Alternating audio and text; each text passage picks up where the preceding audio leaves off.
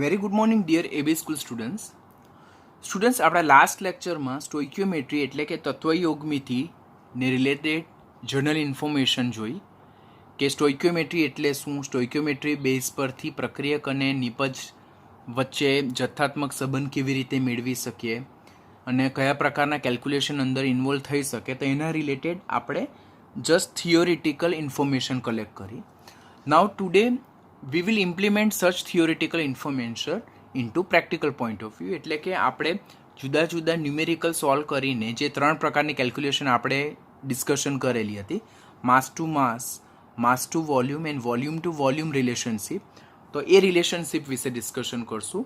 આજના લેક્ચરમાં first we will solve the calculation base upon stoichiometry which involve the mass to mass relationship, એટલે કે પ્રક્રિયક અને નિપજના દળ અને દળથી દળ વચ્ચેના સંબંધના રિલેટેડનું આપણે કેલ્ક્યુલેશન જોવાના છે. હું તમને ઈચ એન્ડ ટર્મિનોલોજી ઇંગ્લિશ અને ગુજરાતી બંનેમાં શીખવું છું. જ્યારે કોઈ બી વસ્તુ બોલું, કોઈ માસ હોય તો એ દળ, રિલેશનશિપ હોય તો સંબંધ, સ્ટોઇક્યોમેટ્રી એટલે તત્વયોગમિતિ, તો ત્યારે તમારા અન્ડરસ્ટેન્ડિંગમાં કોઈ પ્રોબ્લેમ નહીં આવે એટલા માટે. તો પહેલું કેલ્ક્યુલેશન જોઈએ, that involve mass to mass relationship, એટલે કે પ્રક્રિયક અને નિપજ વચ્ચેનો દળ વચ્ચેનો સંબંધના બેઝ પરથી.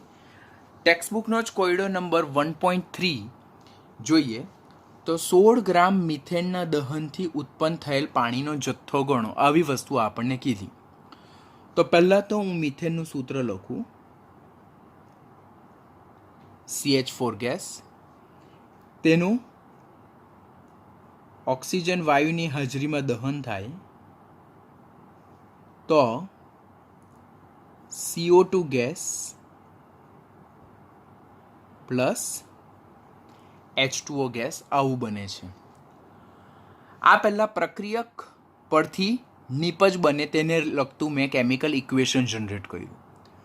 હવે ઇક્વેશન જોઉં તો બેલેન્સ છે કે નહીં તે હું જોઉં તો એક કાર્બન 4 હાઇડ્રોજન, તો અહીંયા 2 હાઇડ્રોજન છે, તો ઇક્વેશન મારું બેલેન્સ નથી. તો ઇક્વેશન બેલેન્સ કરવા માટે મારે યોગ્ય સહગુણકનો ઉપયોગ કરવો પડે, અને સહગુણકનો ઉપયોગ કરવા માટે હું અહીંયા શું લખીશ, અહીંયા 4 હાઇડ્રોજન છે તો હું અહીંયા લખીશ 2 હાઇડ્રોજન.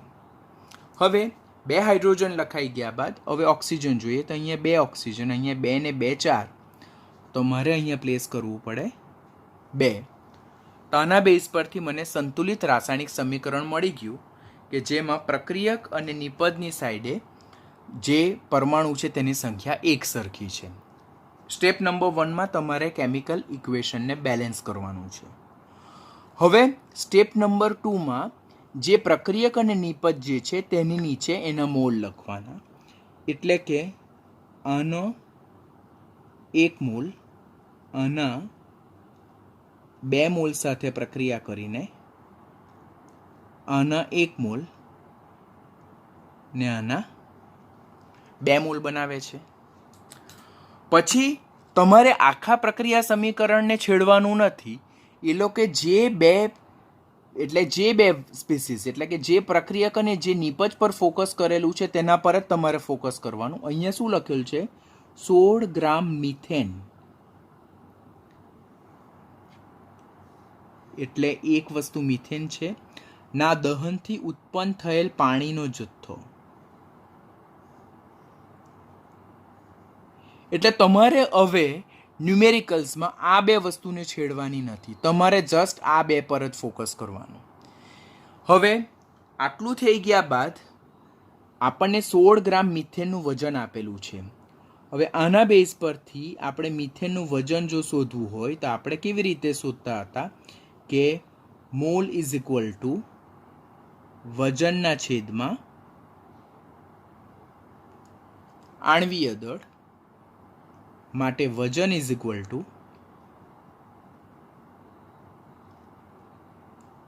મોલ ગુણ્યા આણ્વીય દળ મળે. હવે આપણને અહીંયા કેટલું મોલ છે, 1 મોલ છે, અને મિથેનનું આણ્વીય દળ કેટલું છે, 16.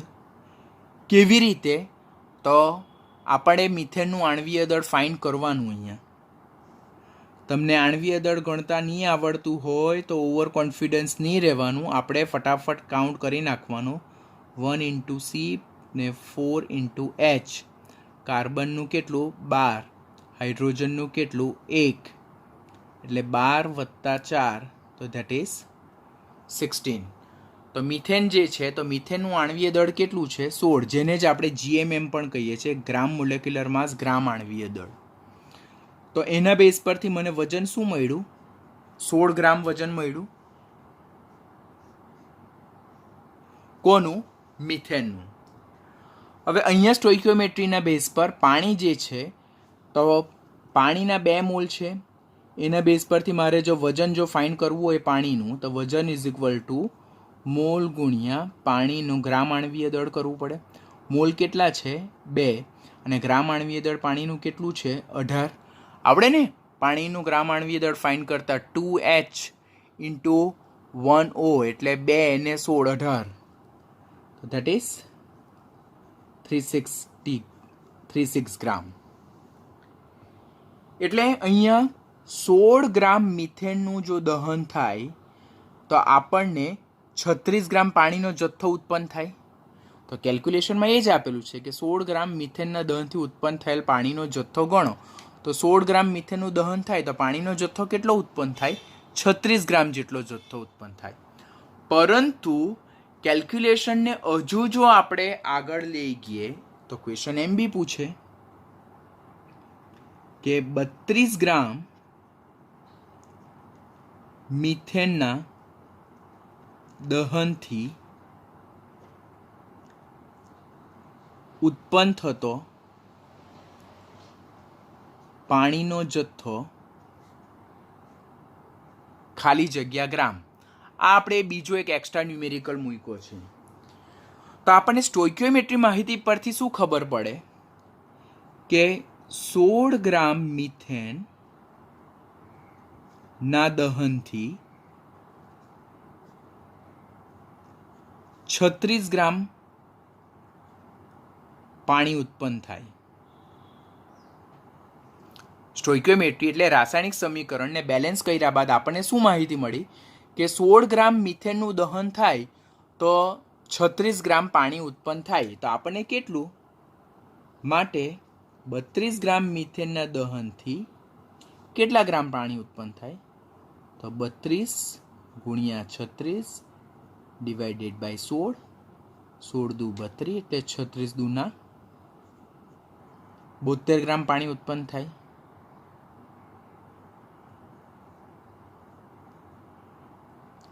જોયું કેટલી ઇઝી કેલ્ક્યુલેશન છે કે સ્ટોઇકિયોમેટ્રી તત્વ એ સમીકરણ બેલેન્સ કર્યા બાદ, મોલ સંખ્યા લખ્યા બાદ, વજન લખ્યા બાદ મેં એમ કેલ્ક્યુલેશન લખી કે 16 ગ્રામ પરથી 36 ગ્રામ પાણી ઉત્પન્ન થાય. તો મને પૂછ્યું કેટલું? તો 32 ગ્રામ મિથેન પરથી કેટલું ઉત્પન્ન થાય. મને બીજું કેલ્ક્યુલેશન એમ પૂછવામાં આવે કે 18 ગ્રામ પાણી ઉત્પન્ન કરવા માટે 18 ગ્રામ પાણી ઉત્પન્ન કરવા માટે કેટલા ગ્રામ મિથેનનું દહન થવું જોઈએ?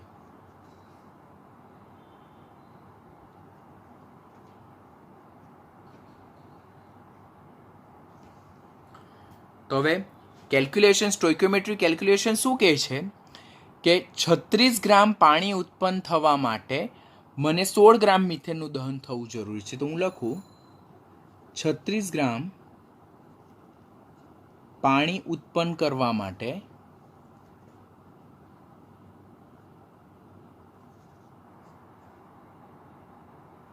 બરાબર કેટલું? 16 ગ્રામ મિથેન જરૂરી, એટલે મિથેનનું દહન થવું જરૂરી બને. તો આપણને ક્વેશ્ચનમાં કેટલું પૂછ્યું? 18 ગ્રામ. તો 18 ગ્રામ પાણી ઉત્પન્ન કરવા માટે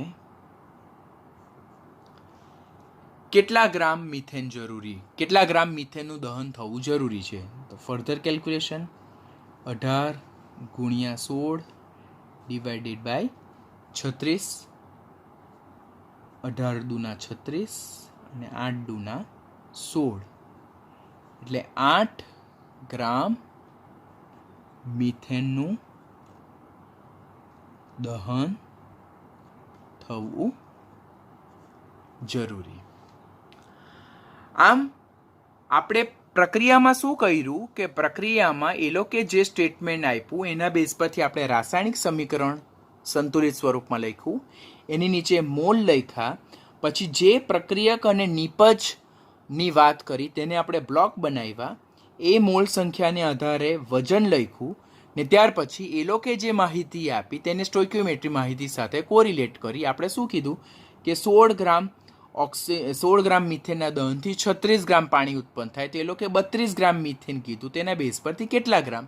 અને એવી જ રીતે 18 ગ્રામ પાણી ઉત્પન્ન કરવા માટે કેટલા ગ્રામ મિથેન જોઈએ, તો મેં સ્ટોઇકિયોમેટ્રી એટલે જે બેલેન્સ ઇક્વેશન છે, જે તત્વયોગ મિતિ છે, તેને આધારે મેં શું જોયું કે 36 ગ્રામ પાણી ઉત્પન્ન કરવા માટે 16 ગ્રામ જરૂરી, તો 18 ગ્રામ માટે કેટલું. તો આ રીતેની કેલ્ક્યુલેશન આપણે કરી શકીએ છીએ. હવે ટેક્સ્ટબુકમાં જ કોયડો 1.4 કે મિથેનના દહનની પ્રક્રિયાને અંતે 22 ગ્રામ CO2 ઉત્પન્ન કરવા માટે કેટલા મોલ મિથેનની જરૂર પડે. ફરીથી હું લખું, પ્રક્રિયા સમીકરણ ઓલરેડી આપણે લાસ્ટમાં સોલ્વ કર્યું તેમ કે CH4 પ્લસ 2O2 ગેસ. અત્યારે જ સમીકરણ સોલ્વ કર્યું એટલે મને બેલેન્સ ફોર્મમાં યાદ છે. તમને નહીં યાદ હોય તો તમારે બેલેન્સ કરવાનું. Plus 2H2O gas. આ મારું બેલેન્સ ઇક્વેશન છે. બેલેન્સ ઇક્વેશન લખાઈ ગયા બાદ આપણે જે બે પ્રક્રિયકની વાત કરે, જે પ્રક્રિયક અને નિપજની વાત કરે તેના પર સર્કલ કરવાનું, ભૂલવાનું નહીં. અહીંયા મિથેનના દહનની પ્રક્રિયાને અંતે 22 ગ્રામ CO2 ઉત્પન્ન કરવા માટે, એટલે અહીંયા વાત કરી કોની, CO2ની, કેટલા મોલ મિથેનની જરૂર પડે, એટલે પ્રક્રિયક કોણ છે, મિથેન. તો પછી પ્રક્રિયા સમીકરણમાં તમારે ઓક્સિજન અને પાણી પર જરાક પણ ફોકસ કરવાની જરૂરિયાત નથી.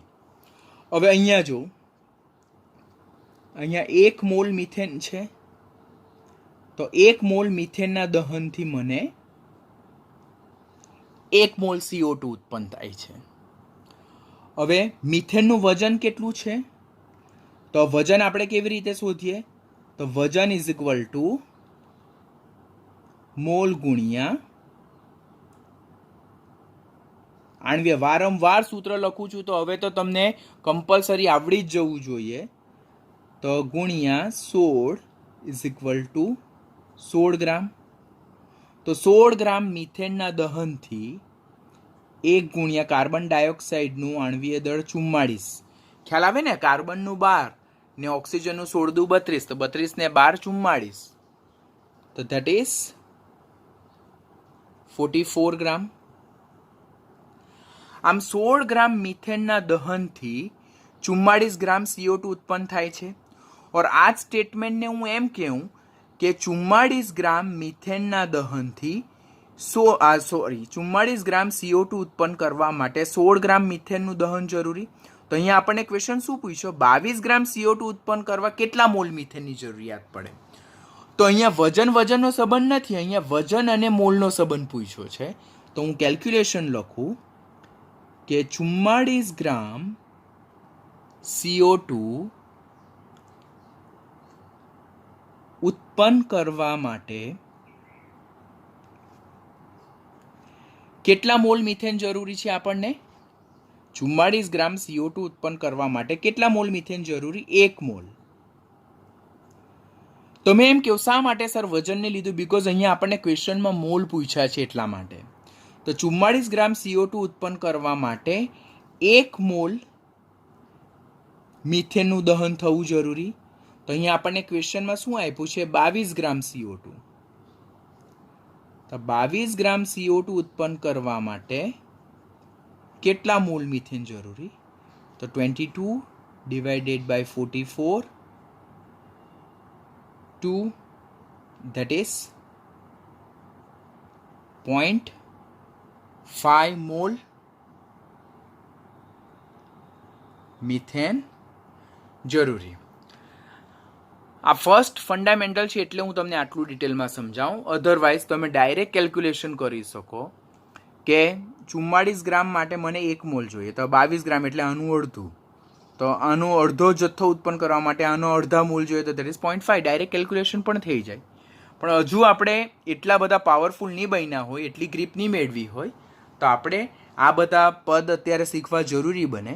બિકોઝ ફર્ધર ન્યુમેરિકલમાં આપણને આ બધા પદ જરૂરી છે. તો એના બેઝ પરથી આપણે ફર્ધર આગળ વધી શકીએ. બીજો એક એક્સ્ટ્રા ક્વેશ્ચન પૂછાય.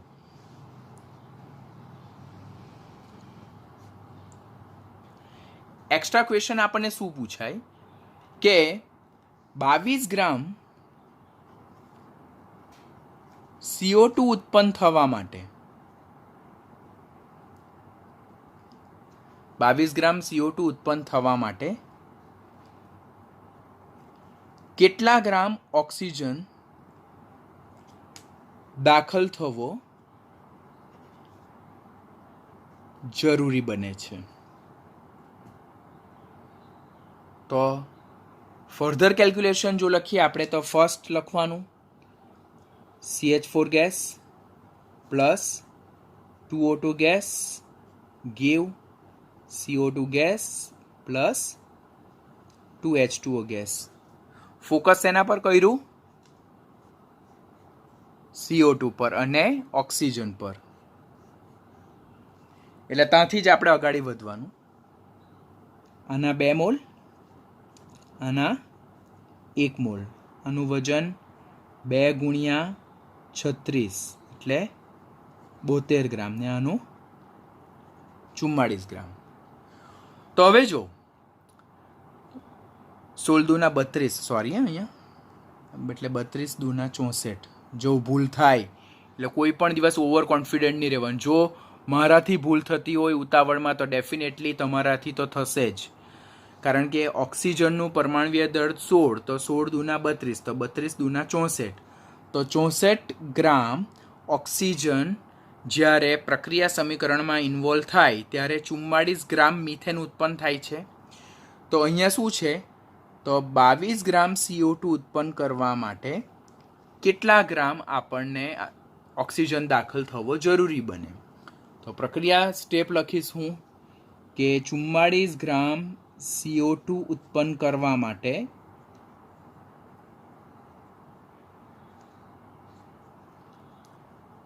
64 ગ્રામ ઓક્સિજન જરૂરી છે. તો આપણને ક્વેશ્ચનમાં શું કીધું? તો 22 ગ્રામ CO2 ઉત્પન્ન કરવા માટે કેટલા ગ્રામ ઓક્સિજન જરૂરી? તો 22 ગુણ્યા 64 ડિવાઇડેડ બાય 44, 2 ને 32 દુના 64. તે શું થશે? 32 ગ્રામ ઓક્સિજન જરૂરી. સ્ટેપ તમને અત્યારે સમજાવવું જરૂરી છે. ઓર તમે you peoples are very smart. આપણને ખબર કે 44 ગ્રામનો અડધો જથ્થો છે, તો અડધા માટે આનું અડધું, તો કેટલું? 32 ગ્રામ. તો પછી તો ડેફિનેટલી પાછળથી તો તમારે કેલ્ક્યુલેશન એ રીતે જ સિમ્પલ કરવી પડશે. પણ હજુ આપણે કન્સેપ્ટને ફંડામેન્ટલી હજુ સ્ટાર્ટ કર્યું છે શીખવાનું, તો આપણે એટલા માટે સ્ટેપ વાઇઝ જવું જરૂરી બને છે. બીજો એક એક્સ્ટ્રા જોઈએ કે આયનની પાણીની વરાળ સાથે પ્રક્રિયા થતાં મેગ્નેટાઇટ અને H2 વાયુ છૂટો પડે છે. વેરી વેરી ફંડામેન્ટલ ઇક્વેશન, ખાસ ધ્યાન રાખજો. આયન છે સોલિડ, તેની પાણીની વરાળ સાથે પ્રક્રિયા થતાં મેગ્નેટાઇટ Fe3O4 પ્લસ હાઇડ્રોજન વાયુ છૂટો પડે છે. હવે પ્રક્રિયા સમીકરણ બેલેન્સ છે કે નહીં તે આપણે જોઈ લઈએ. તો અહીંયા એક Fe છે. પહેલાં તો મને ખબર પડવું જોઈએ કે આયનની પાણીની વરાળ સાથે પ્રક્રિયા થતાં મેગ્નેટાઇટનું સૂત્ર શું? Fe3O4. હવે અત્યારે તમારા માઇન્ડમાં શું ક્વેશ્ચન જનરેટ થાય કે સર અમને એ સૂત્ર કેવી રીતે યાદ રહેશે? તો 2 વર્ષની અંતે જ્યારે નીટની એક્ઝામ આવશે ત્યાં સુધીમાં તો તમારા માટે આ વસ્તુ એકદમ ફંડામેન્ટલ થઈ ગયેલી, એકદમ ઇઝી થઈ ગયેલી હશે. So you should not worry about it. Just અત્યારે ઇક્વેશન બનાવવાનો પ્રયત્ન કરવાનો, યાદ રાખવાનો પ્રયત્ન કરવાનો. 2 વર્ષની અંતે એ બધું જ તમારા માટે ઇઝી થઈ જશે. તો મેગ્નેટાઇટનું સૂત્ર Fe3O4 અને હાઇડ્રોજન વાયુ છૂટો પડે છે. હવે પ્રક્રિયા સમીકરણ જોઉં તો અહીંયા એક Fe, અહીંયા 3 Fe, એટલે ઇક્વેશન બેલેન્સ નથી. તો હું અહીંયા 3 Fe છે, અહીંયા એક Fe છે, તો હું અહીંયા 3 Fe મૂકું. હવે અહીંયા 2 હાઇડ્રોજન, અહીંયા 2 હાઇડ્રોજન, અહીંયા 1 ઓક્સિજન, અહીંયા 4 ઓક્સિજન, તો હું અહીંયા 4 ઓક્સિજન મૂકું તો અહીંયા 4 દુના 8 થાય, તો અહીંયા 4 દુના 8. તો મારું ઇક્વેશન શું થઈ ગયું? Balance. This is my balance equation. First important step સ્ટોઇક્યોમેટ્રીના ન્યુમેરિકલ્સમાં to write down the balance equation. Second thing that you should keep in your mind કે કોની વચ્ચેના સ્ટોઇક્યોમેટ્રીની એ લોકોએ વાત કરેલી છે. તો જો પ્રક્રિયા દરમિયાન 18 ગ્રામ પાણીની વરાળ દાખલ થાય તો એફીનો કેટલો જથ્થો ઓક્સાઇડમાં રૂપાંતર પામે? તો એફીનો કેટલો જથ્થો ઓક્સાઇડમાં રૂપાંતર પામે? એટલે અહીંયા પ્રક્રિયક અને નિપજની નહીં, પરંતુ 2 પ્રક્રિયકની જ વાત કરેલી છે. પહેલા તો આના 3 મોલ, આના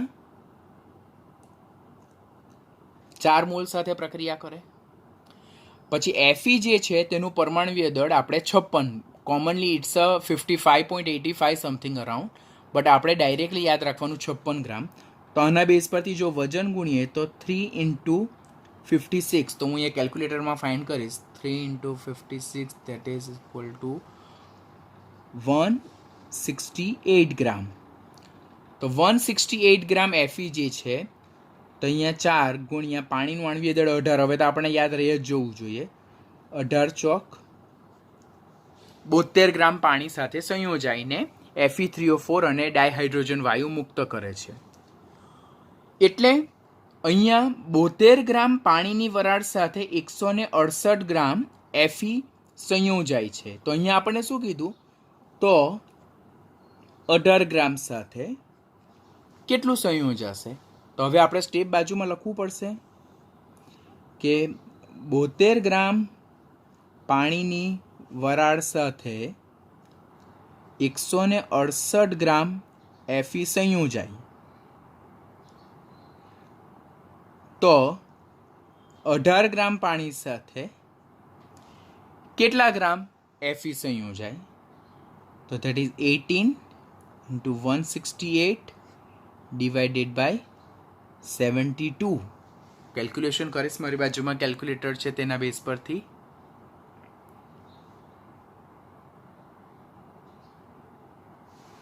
That is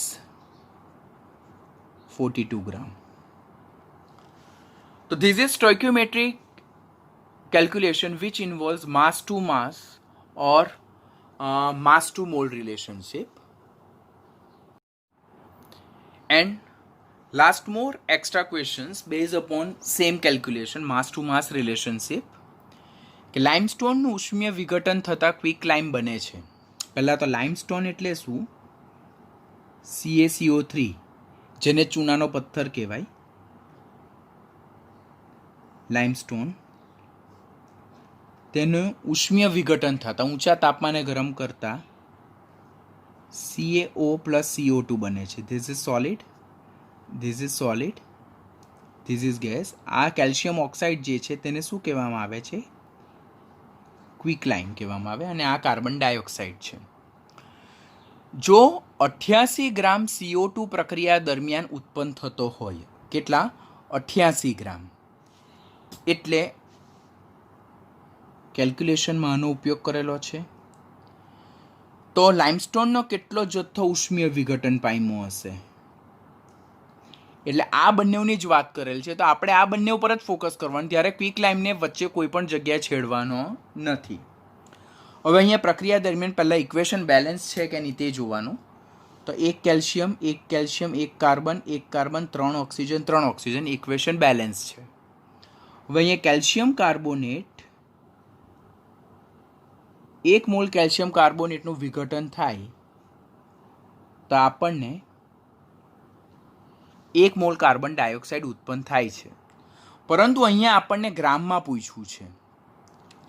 તો હવે 1 મોલ કેલ્શિયમ કાર્બોનેટનું દળ કેટલું? તો તેના ગ્રામ આણ્વીય દળ જેટલું. હવે કેલ્શિયમ કાર્બોનેટનું ગ્રામ આણ્વીય દળ શોધીએ આપણે. તો 1 × calcium +1 × carbon +3 × oxygen. Don't be over smart, calculation કરવાની ટેવ પાડજો. કેલ્શિયમ જે છે તેનું 40, કાર્બનનું 12 અને ઓક્સિજનનું 16. 40 + 12 + 16 × 3 that is 48. 48 ને 12 60 ને 40 100 that is 100 ગ્રામ પ્રતિ મોલ. એટલે 1 મોલ that is 100 ગ્રામ. અને 1 મોલ CO2 તો એ તો હવે આપણે ગણ્યું કે કાર્બનનું 12 ને આનું 16 × 32 ને 12 44. એટલે આ રિલેશન સ્ટોઇકિયોમેટ્રી રિલેશનશિપ છે કે 100 ગ્રામ કેલ્શિયમ કાર્બોનેટનું જ્યારે વિઘટન થાય ત્યારે 44 ગ્રામ CO2 ઉત્પન્ન થાય છે. તો આપણને ન્યુમેરિકલમાં શું પૂછ્યું? તો 88 ગ્રામ જો CO2 ઉત્પન્ન થાય તો કેલ્શિયમ કાર્બોનેટનું કેટલું વિઘટન થયેલું હોય? તો આના બેઝ પર સ્ટેપ આપણે રાઇટ કરવાની હવે જરૂરિયાત બનવી જોઈએ નહીં, પણ તો પણ રાઇટ કરશું કે 44 ગ્રામ CO2 ઉત્પન્ન કરવા માટે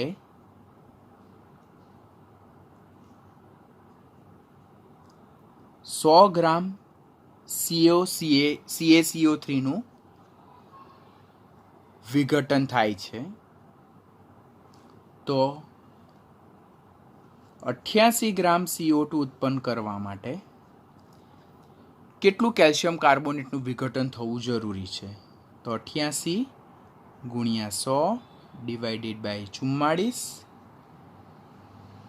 તો that is 200 gram CaCO3 is required to produce 88 gram of carbon dioxide. જો આનાથી બમણું છે તો બમણો કાર્બન ડાયોક્સાઇડ ઉત્પન્ન કરવા માટે આ જથ્થો બમણો હોવો જરૂરી છે.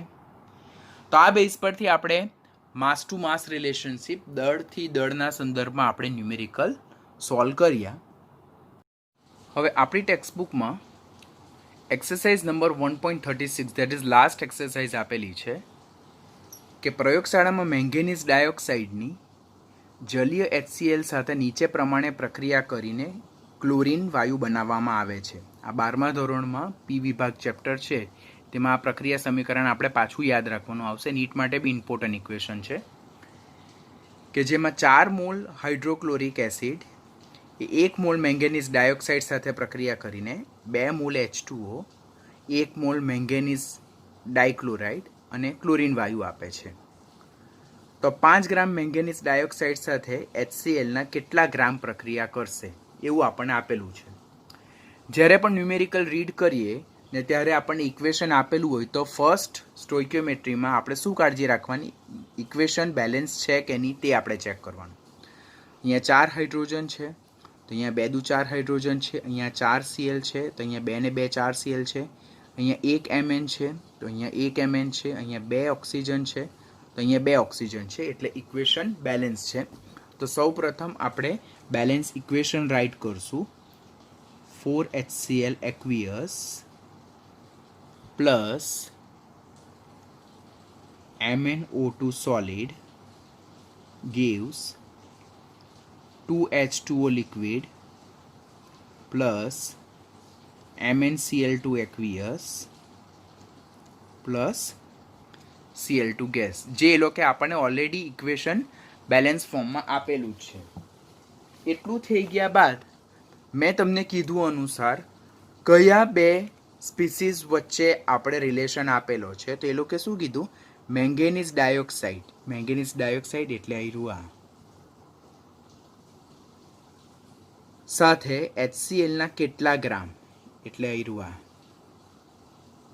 દેટ મીન્સ અહીંયા જે ક્વોન્ટિટેટિવ રિલેશનશિપ છે, જથ્થાત્મક સંબંધ જે છે તો તે પ્રક્રિયક વચ્ચેનો જ આપેલો છે. ઘણી વખત પ્રક્રિયક પરથી નિપજ, ઘણી વખત નિપજ પરથી પ્રક્રિયક, ઘણી વખત એક પ્રક્રિયક પરથી બીજા પ્રક્રિયક વચ્ચેનો પણ જથ્થાત્મક સંબંધ આપણે તત્વયોગ મિતિ એટલે સ્ટોઇકિયોમેટ્રીના આધારે આપણે જાણી શકીએ છીએ. એટલે અહીંયા આપણને મેંગેનીઝ ડાયોક્સાઇડ અને હાઇડ્રોક્લોરિક એસિડ વચ્ચેનો સંબંધ આપેલો છે.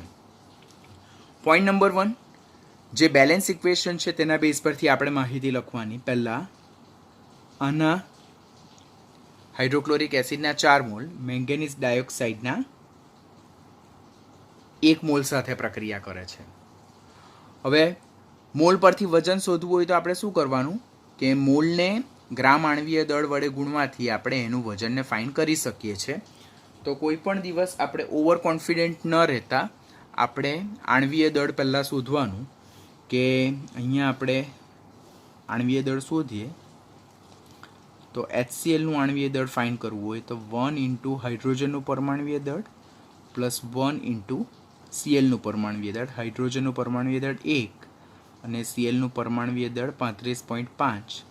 35.5 વત્તા 1 તો તે 36.5 ગ્રામ પર મોલ, જેને મોલર દળ પણ કહેવાય અને જેને GMM પણ કહેવાય. તો HClનું જે મોલર દળ ઓર ગ્રામ આણવીય દળ કેટલું છે 36.5. તો અહીંયા વજન એનું કેટલું થાય 4 ગુણ્યા 36.5 ગ્રામ HClનું વજન થાય આપેલ પ્રક્રિયા માટે. MnO2નું આણવીય દળ ગણવું હોય મેંગેનીઝ ડાયોક્સાઇડનું તો 1 into Mn plus 2 into O. હવે મેંગેનીઝ જે છે તો તે મેંગેનીઝનું પરમાણવીય દળ જનરલી 54.94 છે, પરંતુ આપણે રાઉન્ડ ઓફ યાદ રાખીએ એટલે કે 55 વત્તા ઓક્સિજનનું 16 એટલે 55 વત્તા 16 દુના 32 તો 5 ને 2 7 અને 5 ને 3 8. તો મેંગેનીઝ ડાયોક્સાઇડનું જે મોલર દળ છે ઓર ગ્રામ આણવીય દળ છે તે આપણને કેટલું મળે છે 87 ગ્રામ પર મોલ. તો અહીંયા 87 ગ્રામ મેંગેનીઝ ડાયોક્સાઇડ છે. એટલે આપેલ જે સમીકરણ છે તેના બેઝ પરથી મને શું ઇન્ફોર્મેશન મળે છે કે 4 ગુણ્યા 36.5 ગ્રામ હાઇડ્રોક્લોરિક એસિડ એ 87 ગ્રામ મેંગેનીઝ ડાયોક્સાઇડ સાથે પ્રક્રિયા કરે છે. તો ન્યુમેરિકલમાં આપણને શું આપેલ છે કે 5 ગ્રામ મેંગેનીઝ ડાયોક્સાઇડ સાથે HClના કેટલા ગ્રામ પ્રક્રિયા કરે, એટલે આના 5 ગ્રામ સાથે આના કેટલા ગ્રામ પ્રક્રિયા કરે, આ પ્રકારેનું છે. તો આપણે સ્ટેપ લખીએ કે બેલેન્સ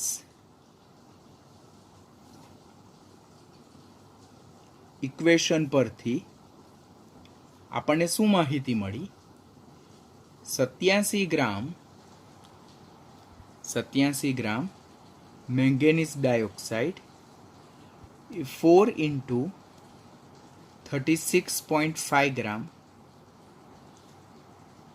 HCl સાથે પ્રક્રિયા કરે છે. તો આપણને ન્યુમેરિકલમાં કેટલું આપેલ છે 5 ગ્રામ મેંગેનીઝ ડાયોક્સાઇડનું વજન આપેલ છે. તો 5 ગ્રામ મેંગેનીઝ ડાયોક્સાઇડ એ કેટલા ગ્રામ HCl સાથે પ્રક્રિયા કરશે, તો 5 ઇન્ટુ 4 ઇન્ટુ 36.5 ડિવાઇડેડ બાય 87. તો આનું કેલ્ક્યુલેશન જો કેલ્ક્યુલેટર પર કરું તો 5 4 36.5 87, તો એનો આન્સર આવશે 8.39 ગ્રામ HCl. આ મારો આન્સર છે. આમ જ્યારે સ્ટોઇકિયોમેટ્રીને લગતા દાખલા હોય તો ત્યારે પહેલાં તો આપણે બેલેન્સ ઇક્વેશન લખવાનું, પછી કયા બે પદાર્થ વચ્ચે કયા બે પ્રક્રિયક નિપજ પ્રક્રિયક કયા બે સ્પીસીસ વચ્ચે એ લોકો જથ્થાત્મક સંબંધ દર્શાવેલો છે, અને એના બેઝ પરથી આપણે સ્ટોઇકિયોમેટ્રિક રિલેશન પરથી આપણે આપેલ માહિતીને આધારે જોઈતા પદાર્થનો જથ્થો આપણે શોધી શકીએ છીએ.